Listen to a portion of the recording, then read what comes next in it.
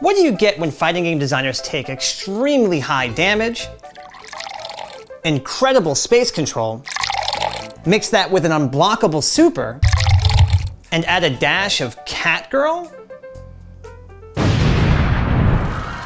You get a Reign of Terror. Enter Kokonoe, an eagerly awaited DLC character for Blazblue Chrono Phantasma by Arc System Works. Her release in 2013 was met with an excitement that quickly turned into fear, as her extremely powerful arsenal of moves caused her to dominate tournaments to such an extent she was actually banned in certain regions. So what made Kokonoe such a problem, and why don't we hear much about her now? To find out, I spoke to notable Kokonoe enjoyer, Lord Knight, to get the full story. Kokonoe is a character from Blazblue. She's a pretty important character in the story, and she is one of the most polarizing characters to ever be added to that game. She's kind of like a laissez-faire mad scientist type. In Blazblue, every character has a unique ability, and their ability is tied to their D button. It's called Drive. Kokonoe in the lore, she made another character. His name's Iron Tiger. Iron Tiger has an ability where if he makes you block certain moves, then he'll magnetize you and he can pull you in. She's a grappler that can like vacuum you in from like full screen. It's pretty strong. So Kokonoe made him. So Kokonoe also has a magnetism drive, but hers is just like so much better than his on release. So she had the ability to set a mine in an 8 directional mine. If the opponent blocked near the mine is like more than +20. It will push you or pull you in, depending on like whether you're inside it or outside it. A lot of characters in Blazblue have like unique movement or like all these things. And this drive will really mess up your movement because it will magnetize you on her command. And then there's some characters that kind of like staying out and like setting up for full screen. And you can't do that either once the mine is there because it has a hitbox that she can combo off of. So her neutral was naturally really dominant. But then at the same time too, her as a character outside of the drive, she's relatively basic. Like she has relatively standard tools. Everyone had the impression that she was made based off an old version of the game because she had chains that people had like 2 years ago that they took away, and like combo routes that you would just not have in that version, but she had.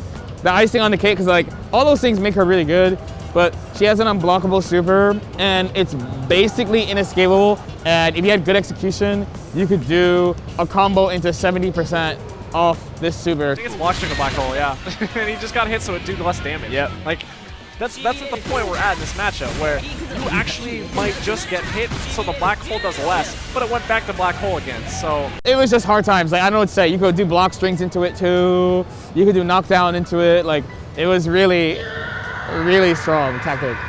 Outside of her drive and unblockable black hole, Kokonoe also came along with other powerful tools such as her teleports, mines that could keep her opponents in place or used for cross-ups, and even a strong comeback option with her Golden Tiger super move. Tiger!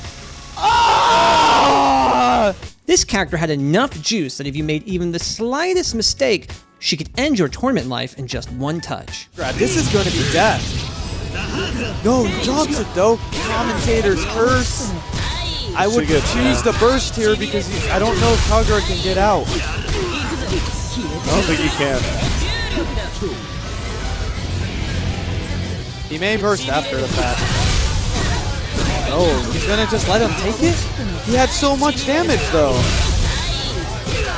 He might not have even realized that he just lost. I don't think he realized he lost. Kokonoe became such a problem that some regions such as Chicago, California, and Florida considered or implemented a tournament ban on the character. Blazblue is a very high character power game. So there are a lot of characters who are really strong and have really strong ways to win. We mentioned like Arukune, for example.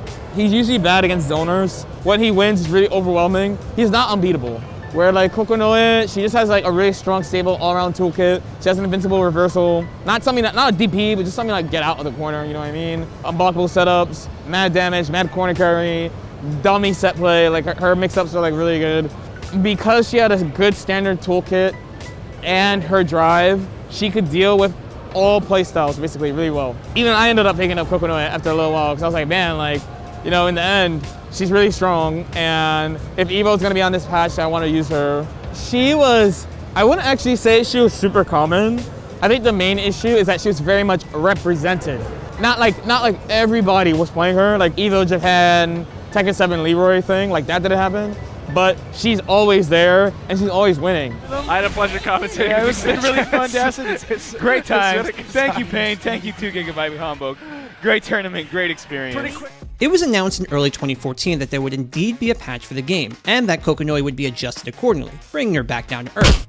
With the patch dropping mid-May of that year, it left Kokonoe players like LK with 2 options. Pick up a new character with 2 months until EVO 2014, or stick with Kokonoe and try to make it work. At that time, we were still at the time where we didn't get the games immediately. So when BBCP came out on consoles, it was already out in arcades for about 8 or 9 months. They patched the game. They patched it to 1.1 and they nerfed Kokonoe in a bunch of ways, which had a really big impact. So I won ECT that year before they nerfed her, losing 1 game. And I was kind of like, if you guys are gonna be hating on me, you either have to think I'm a ridiculous player or she's broken, because I only lost 1 game this whole tournament. The patch came 3 days after, so she was still quite strong. I think she was S tier still. They took away some of her Gatlings, which was a big one, because again, she had way too much freedom compared to other characters in Gatlings. I know a lot of people really want freedom of stuff, but like, if let's say like other characters have things reduced or taken away, so like the general cast has that, and they add a character that can just do whatever they want, that character just go nuts, honestly. The big one was her drive doesn't have a hitbox, so characters that can set up from full screen can actually do it now. It was a mixed bag, so actually the people who played Kokonoe really early, they just decided to stick with it. Myself in particular, I played Lychee, Valkyrie, and Kokonoe, but I actually didn't like Lychee in that version of Blazblue. And then they nerfed Valkyrie to the ground because he was just super popular in Japan and super strong. So I was like, oh, I have no choice but to play Kokonoe. So I played Kokonoe in that tournament. And yeah, she didn't make it in top 8, not a single one. Overdrive still, so he can actually kill the black hole from neutral. It's not going to work. Eno is going to take the match against Fnatic Ken. Despite her strong tournament results throughout the year, 0 Kokonoe players made it to the top 8 at EVO 2014. Of course, that year's tournament is considered by many to be one of the best EVO finals of all time because of this comeback right here. Can he finish? will this combo kill. Finish, he can! Kill. He can, he's alive! Galileo's back. But that's a story for another day. For LK though, despite being unable to crack the finals with Kokonoe that year, he has little regrets for sticking with such a powerful character. When new characters come out, I just try them. And I make sure I have a baseline with them. Because if I don't think I'm going to play them for real, because I don't feel like they're too good, if someone finds something down the line, I want to at least already have the baseline so I can pick it up really quickly. In Blazblue, I played many characters, but it was mostly just to make a statement. But now I'm way more active about like, I need to play more characters, especially when DLC characters come out, because you just don't know what's gonna happen with the character. So you should know, I can actually play every single DLC character, except for Jacko. I can't play Jacko, but I have a Gold Lewis, I have a Hat of Chaos, I have a Baiken, I have a Testament. I play them all for like 3 weeks to a month each. Basically, I think if you are a professional fighting game player, you have no business playing one character. Like you shouldn't be like, I'm the best this or whatever.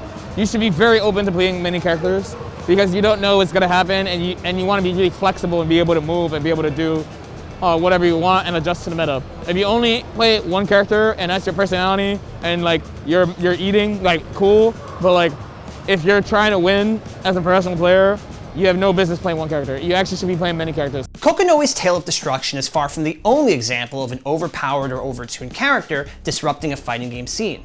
In fact, if you want to see another great example of DLC gone bad, why not check out my video on how a team of DLC fighters broke King of Fighters 13. Trade offer. I receive $15. You receive 3 DLC characters in King of Fighters 13 that were so powerful, they shifted the entire competitive landscape of the game throughout its prime. He's gonna go for the kill. Yep.